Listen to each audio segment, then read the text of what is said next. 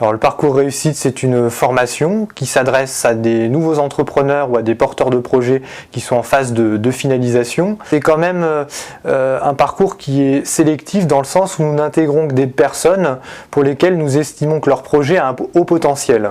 L'idée de cette formation est particulière dans le sens où on n'est plus sur un volet technique, on n'est plus du tout dans la construction du projet.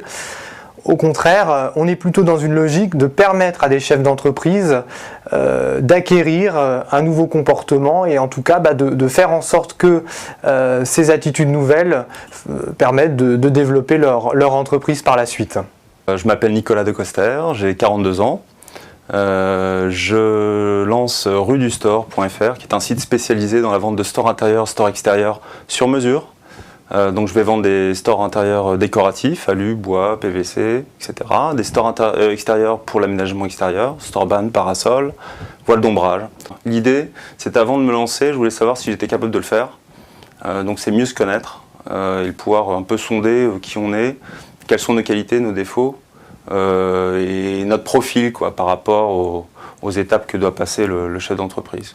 Alors, réussir, ça tient à tout un tas de facteurs et on se rend compte que souvent, on ne sait pas exactement comment se fait cette alchimie. Bien sûr, il y a des critères financiers, il y a le succès d'un emplacement, par exemple, pour un commerce, il y a la bonne gestion, il y a trouver son marché, mais il y a aussi toutes ces choses complètement transversales et qui vont énormément compter.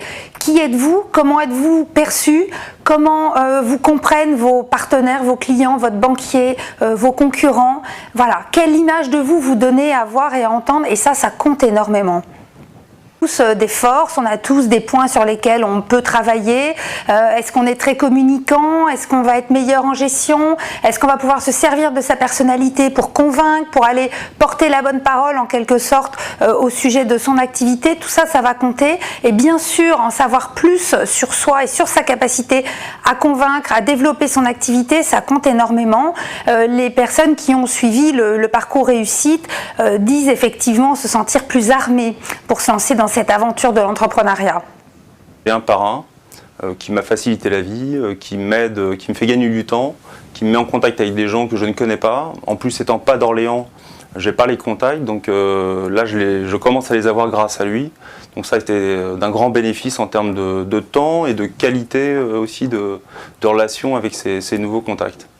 Je suis chef d'entreprise depuis 8 ans. J'ai une société qui s'appelle Centrenet, qui est installée 33 rue de la République. Centrenet qui est spécialisé dans la création de sites internet.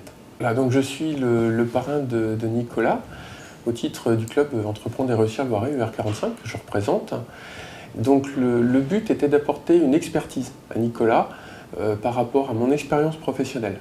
C'était de regarder son projet, qu'il me l'explique, que je le comprenne, et par la suite de pouvoir mieux l'accompagner par rapport à des conseils d'expérience. Par rapport au réseau et à son importance, j'ai essayé et j'essaierai de continuer d'apporter à Nicolas le relationnel que j'ai pu développer durant mes 8 années d'entrepreneuriat. L'importance du réseau, c'est la force d'un tissu économique local qui nous permet d'avancer ensemble dans notre département.